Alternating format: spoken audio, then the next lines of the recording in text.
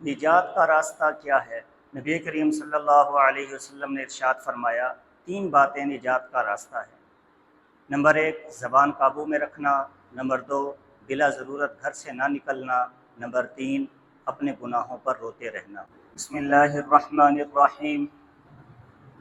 عن عقبۃ بن عامر رضی اللہ تعالی عنہ لقیت رسول اللہ صلی اللہ علیہ وسلم من نجا فقال املک علیک لسانک ولیسعک بیتک وابکی علی خطیئتک۔ صحابہ کرام رضوان اللہ تعالی علیہم اجمعین کا ہماگیر جذبہ دنیا اور آخرت کی بھلائی حاصل کرنا اور دنیا اور آخرت کی نجات کا حصول تھا۔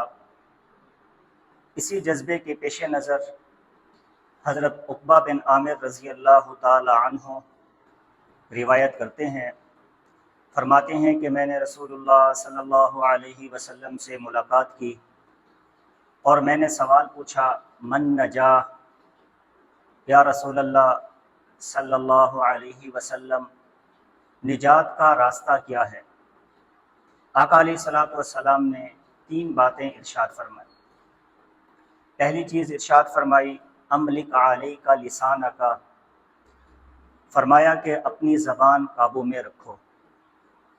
دوسرا ارشاد فرمایا، ولیسعک بیتک، اور اپنے گھر کو لازم پکڑو۔ اور تیسری چیز ارشاد فرمائی، وابکی علی خطیئتک، اپنے گناہوں پر روتے رہو۔ تو گویا کہ دنیا اور آخرت کی نجات، دنیا اور آخرت کے فتنوں سے حفاظت کا ذریعہ آقا علیہ الصلوۃ والسلام کے ان تین فرامین میں موجود ہے۔ سب سے پہلی چیز ارشاد فرمائی، املک علیک لسانک، کہ اپنی زبان کو قابو میں رکھو۔ امام غزالی رحمۃ اللہ علیہ فرماتے ہیں کہ زبان کی آفتیں 20 سے زیادہ ہیں، یعنی کہ زبان سے سرزد ہونے والے گناہوں کی تعداد 20 سے زیادہ ہے۔ تو اس سے اندازہ لگایا جا سکتا ہے کہ اگر زبان کو بے قابو چھوڑ دیا جائے تو وہ کتنا نقصان کرے گی۔ اسی وجہ سے حدیث مبارکہ میں آپ صلی اللہ علیہ وسلم نے ارشاد فرمایا کہ زبان کا پھسل جانا وہ زیادہ سخت ہے بنسبت قدم کے پھسل جانے سے۔ اور کسی عقل مند دانا نے کیا خوب بات کہی ہے کہ اللسان، کہ زبان، جسمہ صغیر، کہ اس کا جسم چھوٹا ہے، وجرمہ کبیر و کثیر، اور زبان کے جو جرائم ہیں وہ بہت بڑے ہیں اور بہت زیادہ ہیں۔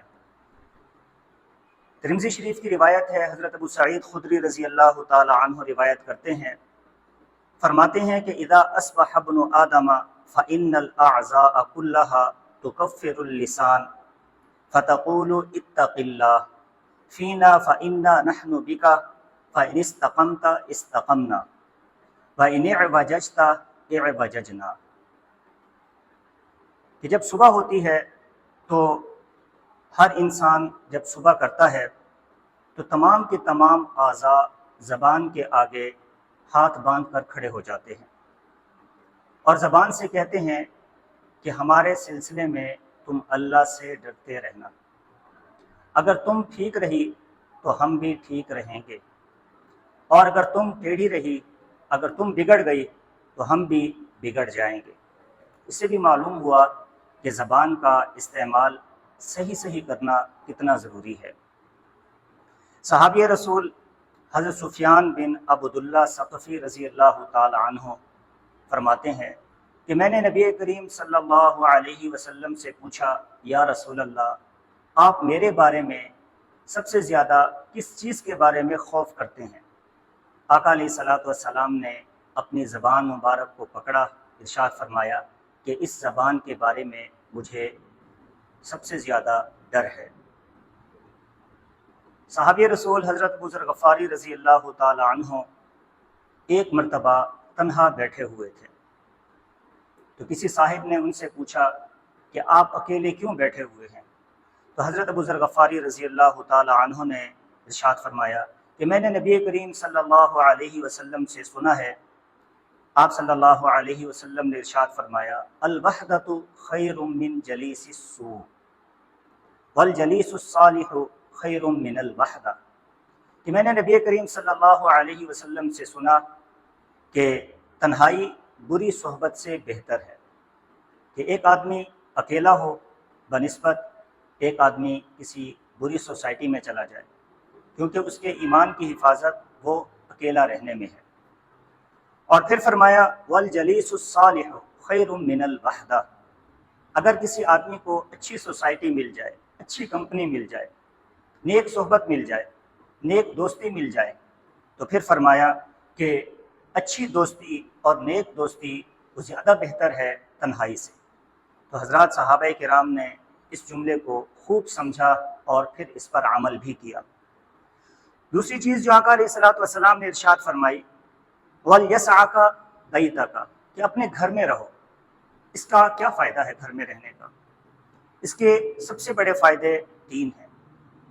پہلا فائدہ یہ ہے کہ جب ایک آدمی گھر میں رہے گا تو بہت سے فتنوں سے محفوظ رہے گا۔ اگر آپ باہر نکلیں تو بہت سے ایسے معاملات ہو رہے ہوتے ہیں، آپس میں لڑائی جھگڑے، قتل و غارت، گالم گلوچ، اب یہ سارے کے سارے معاملات باہر ہو رہے ہوتے ہیں۔ تو جب آدمی اپنے گھر میں رہے گا تو ان تمام فتنوں سے محفوظ رہے گا۔ دوسرا اس کا فائدہ یہ ہوگا کہ جب آدمی گھر میں رہے گا تو بری صحبت سے بچ جائے گا، بری سوسائٹی سے بچ جائے گا۔ ایک انسان کے اچھے اور برے ہونے میں اس کی سوسائٹی کا، اس کی صحبت کا، اس کی دوستی کا بہت اہم کردار ہوتا ہے۔ عام طور پر بہت سے لوگ فطری طور پر یا گھر کی تربیت کے اعتبار سے برے نہیں ہوتے، اچھے ماحول میں ان کی پیدائش ہوتی ہے، ان کی تعلیم ہوتی ہے، ان کی پرورش ہوتی ہے، ان کی تربیت ہوتی ہے، لیکن پھر بھی وہ بگڑ جاتے ہیں۔ اس کی سب سے بڑی اور بنیادی وجہ یہ ہے کہ وہ بری سوسائٹی کا شکار ہو جاتے ہیں۔ جب ان کا اٹھنا بیٹھنا برے لوگوں کے ساتھ ہو جاتا ہے تو ایک اچھی تربیت والا، ایک اچھے ماحول والا نوجوان وہ بگاڑ کا شکار ہو جاتا ہے۔ تو دوسرا فائدہ یہ ہوگا کہ آدمی بری صحبت سے بچ جائے گا۔ آقا علیہ الصلوۃ والسلام نے فرمایا کہ جب تم کسی شخص کو دوست بناؤ تو سب سے پہلے یہ دیکھ لو کہ وہ کیسا ہے، کیونکہ آدمی اپنے دوست کے ساتھ پہچانا جاتا ہے، آدمی اپنے دوست کے دین پر ہوتا ہے۔ تو اس وجہ سے بھی تاکید کی گئی ہے کہ اولاً بری صحبت سے بچو، اگر صحبت اور دوستی اختیار کرنی بھی پڑے تو اچھے اور نیک لوگوں کی صحبت اور دوستی اختیار کی جائے۔ تیسری وجہ جو تیسرا فائدہ ہوگا گھر میں رہنے کا، یعنی کہ بلا ضرورت باہر نہ جائے۔ تیسرا فائدہ یہ ہوگا کہ گھر میں رہ کر اسے نفل عبادت کا موقع ملے گا، چونکہ فرائض نماز وہ تو ہمیں حکم ہے کہ ہم باجماعت مسجد میں ادا کریں، لیکن جو نوافل ہیں ہمیں ترغیب دی گئی ہے کہ ہم گھروں میں پڑھیں۔ آقا علیہ الصلوۃ والسلام نے ارشاد فرمایا صلوا فی بیوتکم، اپنے گھروں میں نماز پڑھو، نوافل نماز پڑھو۔ اور پھر فرمایا وَلَا تَتَّخِذُوهَا قُبُورًا، اگر تم گھروں میں نفل نماز نہیں پڑھو گے تو فرمایا کہ تمہارا گھر قبرستان بن جائے گا۔ ایک اور فائدہ یہ ہوگا جب آدمی گھر میں عبادت کرتا ہے، تسبیحات کرتا ہے اور قرآن کی تلاوت کرتا ہے، نوافل ادا کرتا ہے، تو اس کا فائدہ اولاد پر بھی اس کے اثرات مرتب ہوتے ہیں، بیوی پر اس کے اچھے اثرات مرتب ہوتے ہیں۔ تو جب وہ دیکھیں گے کہ ہمارے والد صاحب گھر میں نفل نماز ادا کر رہے ہیں، نیک اعمال کر رہے ہیں، تو ان میں بھی شوق پیدا ہوگا۔ تو دوسرا جو آقا علیہ الصلوۃ والسلام نے نصیحت فرمائی، نجات کا راستہ بتایا، فرمایا کہ اپنے گھر میں رہو، بلا ضرورت اور بلا وجہ گھر سے باہر نہ نکلو۔ تیسری بات جو آقا علیہ الصلوۃ والسلام نے ارشاد فرمائی، فرمایا کہ وَابْكِ عَلَىٰ خَطِیئَتِکَ، اپنی غلطیوں پر روتے رہو۔ انسان چونکہ خطا کا پتلا ہے، انسان سے غلطی ہو جاتی ہے، کوتاہی ہو جاتی ہے، گناہ سرزد ہو جاتا ہے۔ تو جب گناہ سرزد ہو جائے تو اب اس کا یہ مطلب نہیں کہ آدمی مطمئن ہو کر زندگی گزارتا رہے، نہیں، بلکہ ایک مسلمان کی شان یہ ہے، ایک کلمہ پڑھنے والے، کلمہ گو ایمان والے کی شان یہ ہے کہ وہ گناہ ہونے پر فوراً اللہ کی طرف رجوع کرتا ہے، روتا ہے، گڑ گڑاتا ہے۔ حضرت ابو ہریرہ رضی اللہ تعالیٰ عنہ روایت کرتے ہیں، آقا علیہ الصلوۃ والسلام نے ارشاد فرمایا کہ کل قیامت کا دن ہوگا، ہر آنکھ رو رہی ہوگی، اللہ کے خوف سے اور آخرت کے مصائب سے، عذاب کے خوف سے، جہنم کے خوف سے ہر آنکھ اشک بار ہوگی، لیکن کچھ ایسی آنکھیں ہوں گی کہ جو اس دن بھی رونے سے محفوظ رہیں گی۔ آقا علیہ الصلوۃ والسلام نے فرمایا کہ ان آنکھوں میں سے ایک آنکھ فرمایا کہ جو دنیا میں اللہ کے خوف سے روئی ہوگی اور اس کی آنکھ سے نکلنے والا آنسو مکھی کے سر کے برابر کیوں نہ ہو۔ اب آپ خود اندازہ لگائیں کہ مکھی خود چھوٹی ہے، پھر اس کا سر ہے، پھر اس مکھی کے سر کے برابر بھی اگر آنکھ سے آنسو نکل آیا تو یہ آنکھ کل قیامت والے دن رونے سے محفوظ رہے گی۔ گویا کہ اس آنکھ کو اللہ تعالیٰ امن اور اطمینان عطا فرمائیں گے۔ اور کبھی کبھار ایسا ہوتا ہے کہ ایک انسان چاہتا ہے کہ میں روں، لیکن وہ رو نہیں سکتا، اس کی آنکھوں سے آنسو نہیں نکلتے، تو اب کیا کرنا چاہیے؟ تو حضرت عبداللہ بن عمر بن عاص رضی اللہ تعالیٰ عنہ فرماتے ہیں کہ پہلے تو تم روو، اگر رونا نہیں آتا تو یہ بھی اللہ کو پسند ہے کہ تم رونے جیسی شکل بنا لو، اللہ اسے بھی اپنی بارگاہ میں قبول فرما لیں گے۔ تو آقا علیہ الصلوۃ والسلام نے 3 باتوں کی ہدایت دی اور نجات کا راستہ بتایا۔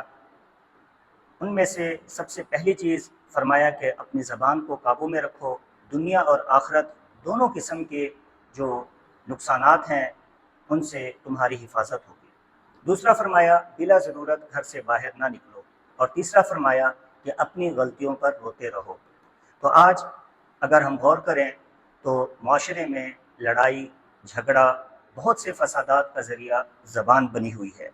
تو آج اگر ہم ان سب چیزوں سے حفاظت چاہتے ہیں تو ہمیں آپ صلی اللہ علیہ وسلم کی ان مبارک تعلیمات پر عمل کرنا ہوگا تاکہ ہمارے لیے دنیا اور آخرت کی نجات کا ذریعہ بنے۔ اللہ تعالی ہمیں عمل کی توفیق عطا فرمائے۔